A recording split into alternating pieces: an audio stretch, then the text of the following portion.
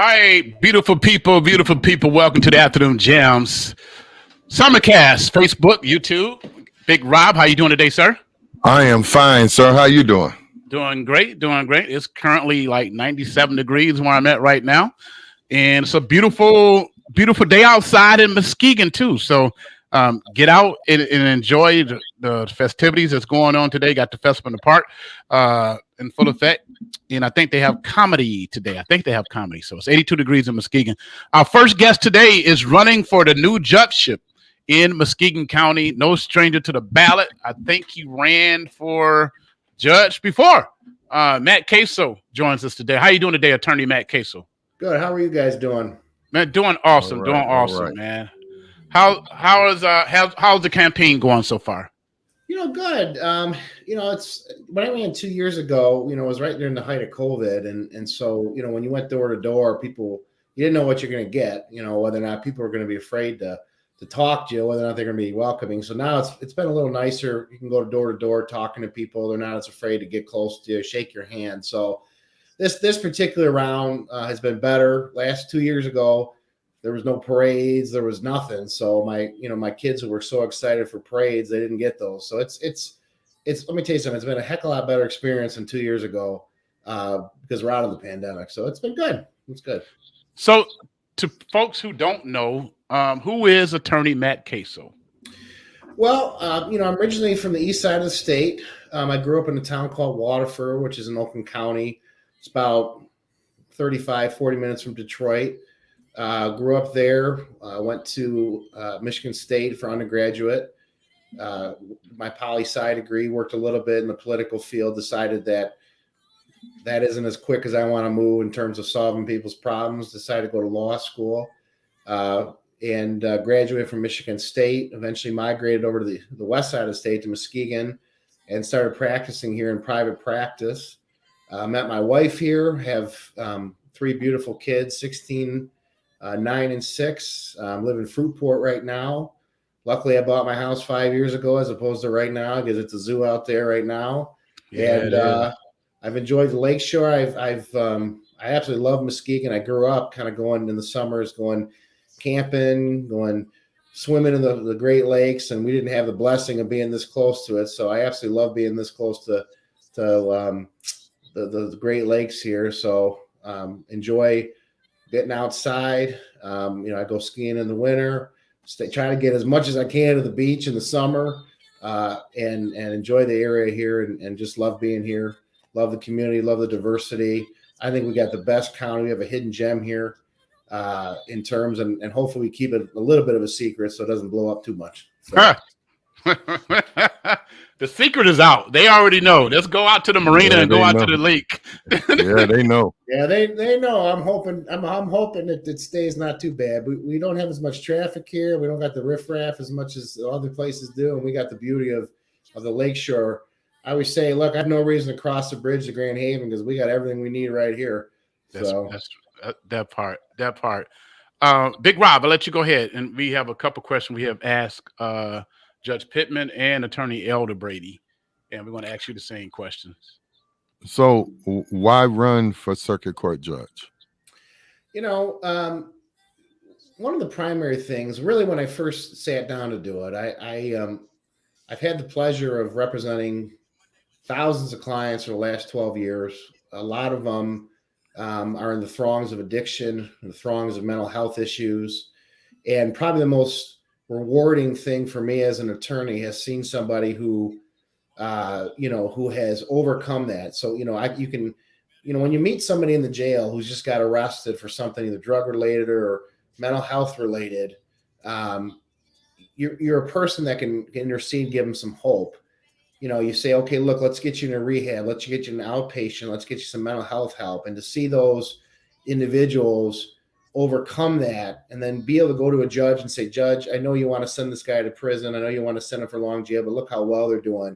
And to see a judge look at him and say, look, you're done really well. I'm not sending you there, has been really, really rewarding for me. And so, part of one of the first reasons I wanted to run was to kind of expand, the ability to do that rather than just one-on-one with every client, to do it on a kind of a larger scale, being a judge. we have a lot of great judges now who do those things, but I think continue to emphasize on that is incredibly important. And the second reason is, I'm in private practice. I'm a small business person. Anybody who's listening or watching this, if they're a small business person, they know it's not a 9-to-5 job. It is a 8 to whenever job. I mean, whenever you get done. I mean, you're working weekends, you're working, all hours of the night. And sometimes I would get frustrated, look, why can't we get a court date more than 60 days out? And sometimes I would see these dockets and I'm thinking, man, getting done at 3:30, getting done at 3, starting hearings at 9, come on, we got to get going here. Look, if you're paying someone, judges here in this county make $140,000 a year. And if I'm a citizen and I'm paying you $140,000 a year, I expect you to be working at least 8:30 to 5, and maybe take a couple weekends here and there because that's what I do. So I wanted to bring that workhorse mentality to the bench. That to set an example that we take people's legal matters seriously. We get them done in a timely fashion, and if we got to go past 5 o'clock or start before 9 o'clock to get things done, especially after the pandemic, then that's what we're going to do. And I think that's unique to the bench. Not that these individuals haven't been in private practice, but I'm incredibly busy. I get here about 8 o'clock, unless I'm dropping my kids off at school. And sometimes I don't go home till 7.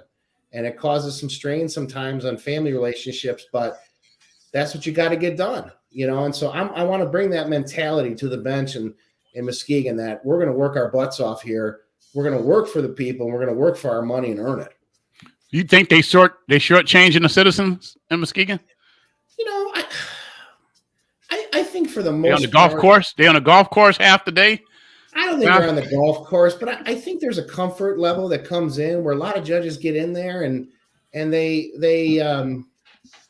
sort of lose that, mentality. And so, look, we can all go to the golf course if we got our stuff done for the day, and most of our judges do that. And so I just think that I'd like to be an example of how to do it right, and continue forward. So, right. Big Rob, we had an online question come in. Big Rob, can you take this question? What is your outtake on first-time offenders who are minors? That's question number 1, it looks like. Do you have a rehabilitation program in place to help those who get out that will help them become part of society once again, that will actually work here in Muskegon? Yeah, I mean, you're always limited to the confines of the law. I mean, typically when I do juvenile work, first thing I'm always asking is, okay, how do we work out a resolution where a person has no record at the end of this? Because I think you guys know, and I know, look, you got anything on your record, especially when the market's tough. I mean, now everyone's hiring, but 5-6 years ago, nobody was hiring. And if you had a juvenile record, anything, it didn't matter if it was, retail fraud or anything, they wouldn't hire you. They toss your resume right in the trash. So it starts with working with the prosecutors, working with the judges to try to make a sentencing option where the person doesn't have a record. And that's the most important thing, because if you start hanging, you're hanging that weight on somebody, and as soon as they're younger, I mean, it's just going to create them cynical. It's going to make them not want to work. What's the point if they got this thing? They go to apply for a job, they can't get one because of their record. So, we have programs. One of them is Home's Youthful Trainee status, which is the law allows us to do that. And the governor, to her credit, has actually expanded that to go up to the age of 25. And so it's one of those things where we got to utilize those, but also have judges and prosecutors who are willing to think a little bit outside the box in terms of getting things off people's record. Now, this is a probate circuit court you guys are running for, if I'm correct, right? No, it's a circuit court seat. Just a regular circuit court seat. Yeah. Okay. How much of that? Well, I guess I should rephrase the question. Do you have a lot of experience in probate? In probate work specifically, no. I don't do a lot of wills and estates. It's one of those things where every lawyer specializes in an area. This is actually a circuit court seat, and it's expected that whoever is going to be in this new seat is going to handle one of two primary areas of law, or potentially a combination of both, and that would be one, criminal law. I haven't, when I first started my career, my split between criminal and family law was probably about 50-50. I've handled major felonies. I got a couple murder cases I'm representing people on right now. I've tried armed robbery cases. I've tried major sex offense cases. So it's something I have a ton of experience with. They say iron sharpens iron, and when you go up against some of the best prosecutors in this town, it helps you learn skills and knowledge that you didn't have before. So I am ready on day one to handle those particular offenses. I'm in court every single week handling major felonies and misdemeanors, those kind of things. The other portion of that the person may handle is the family law aspect. That includes guardianships, that includes custody, parenting time, divorces, and also abuse and neglect type cases.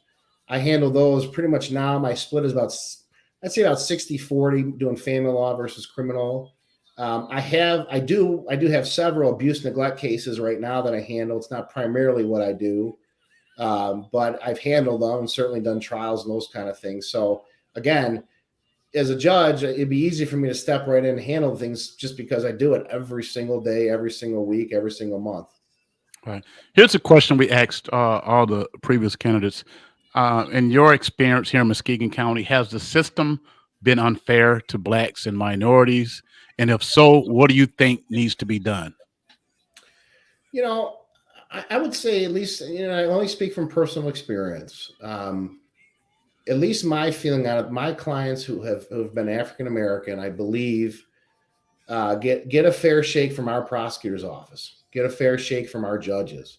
I don't think that the prosecutors or the judges treat anybody differently, whether based on their race or color or creed or their gender.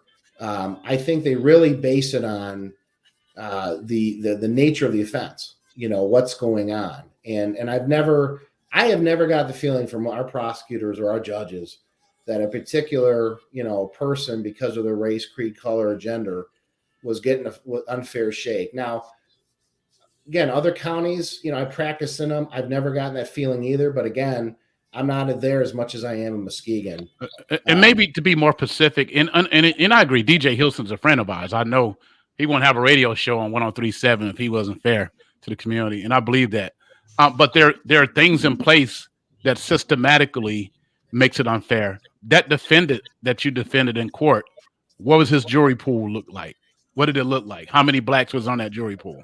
Yeah, I mean, that is a concern. I mean, yeah, I mean, I listen. I have a jury pool come in, and I look behind me, and my client's an African American, and I see maybe 2 out of 100. That is concerning, and only because I think that when the founding fathers and the Constitution was put in place, they said a jury of your peers. Well, I mean, listen, I mean, if we mean peers in the same county, then I suppose you're okay. But if we mean peers in the same community, we don't have that right now, and I think that is an issue. And we need, we always tell the jury, well, hey, use your collective experiences. The problem is, if we don't have that particular person in the society who has those experiences that are similar to the person that's the defendant, they can't use that collective. So yeah, I mean, I would agree with that. I think that is a problem. Honestly, I don't know why that is. I don't know if it's just not being picked. I don't know if they go out. My understanding is it's based on the voter registration. And I don't know why that is, but it's one thing that I've never understood why we have that uneven ratio in jury pools here. I don't know where that starts. Whether it starts with the clerk's office, I don't know. Right. It definitely is makes the system unfair. Matthew, how can people join your campaign, your website? I don't know if you're taking donations. I see all the signs, man. You're doing good on the signs game. Shockingly, every one of those signs, the big ones at least, I put up personally myself with my family or my wife or my daughter. My poor 6-year-old daughter has been dragged around with me putting these signs up. So yeah, I've pounded in about probably 230 posts and over the county. So wow, I believe you. I think yeah, I've seen all 200 of them. you can. My website is mattkacel4judge.com. I have a Facebook page. It's Matt Kacel for Judge. I can't solicit donations directly, so everything's on there. And the other thing is this. Last night we had a forum. I kind of alluded to it. If people want to call, my number is on that website and also on the Facebook page. I am happy to have people call my office. It's amazing to me how many few calls I get, and I get people saying, "Hey, we want to talk to you." I welcome people to call me, to talk to me, to approach me in public. If you see me putting up a sign, I don't care if you stop. I have all the time in the world.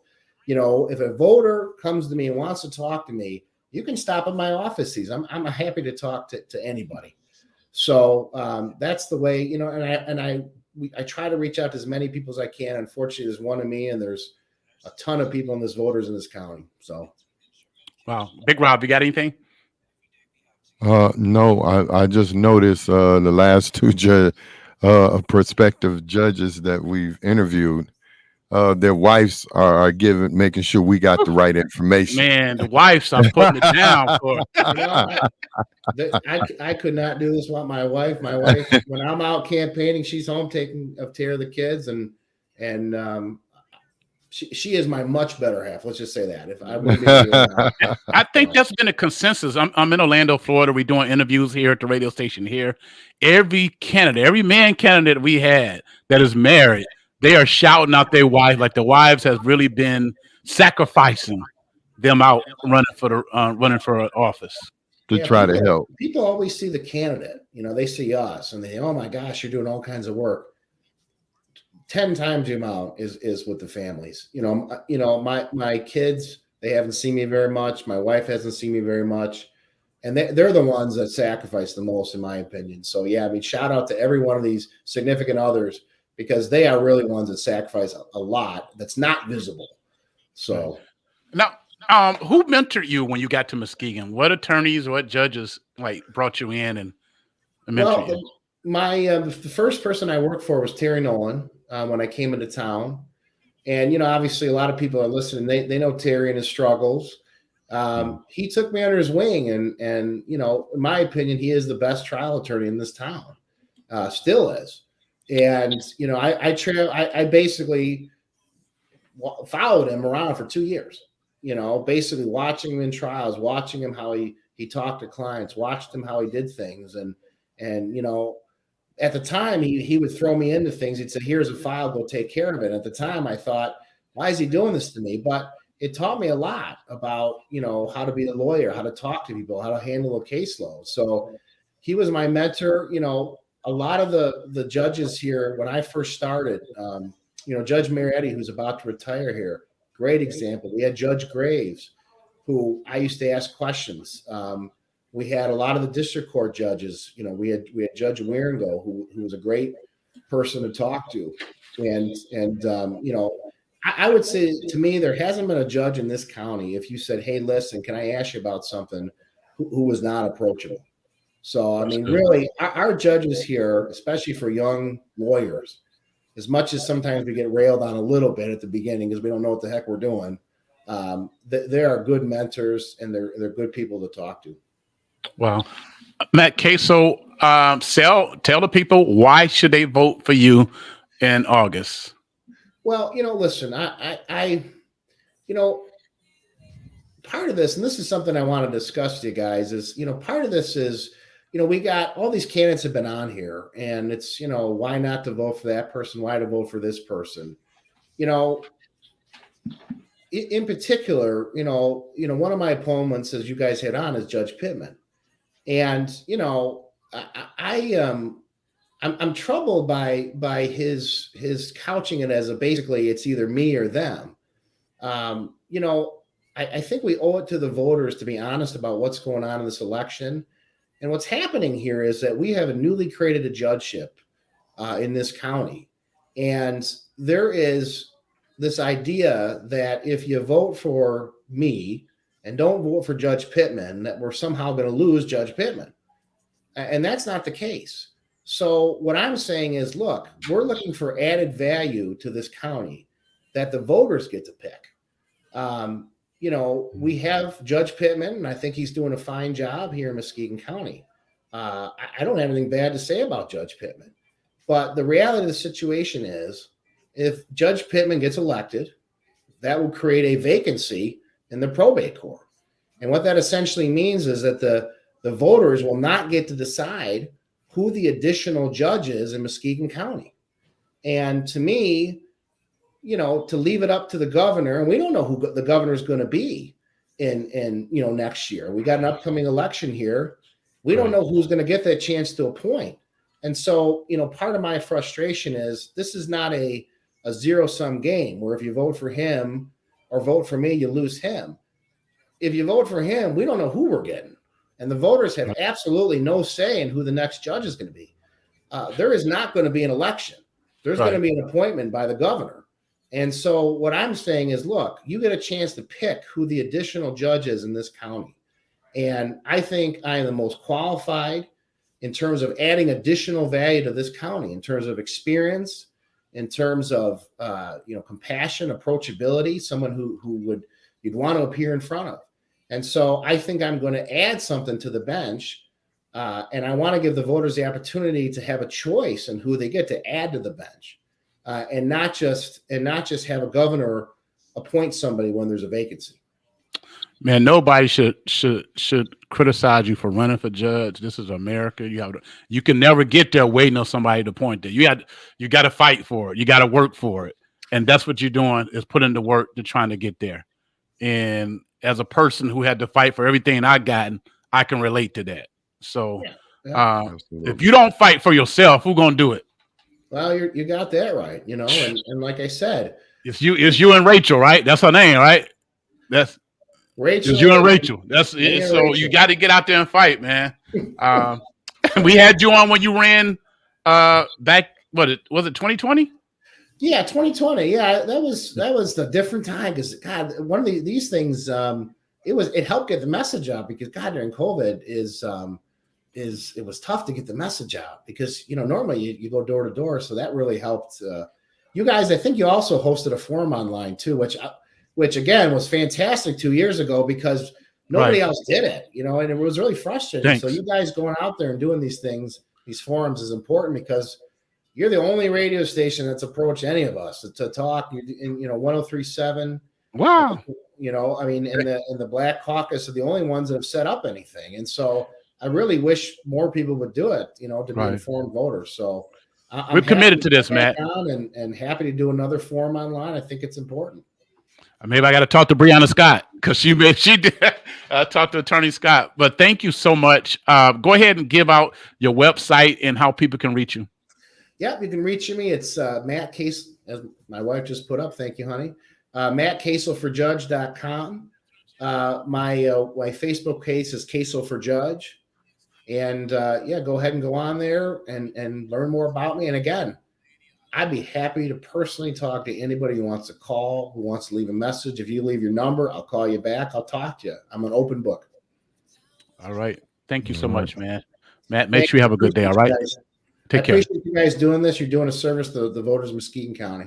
Thank you, man. All right. Appreciate you. Bye-bye.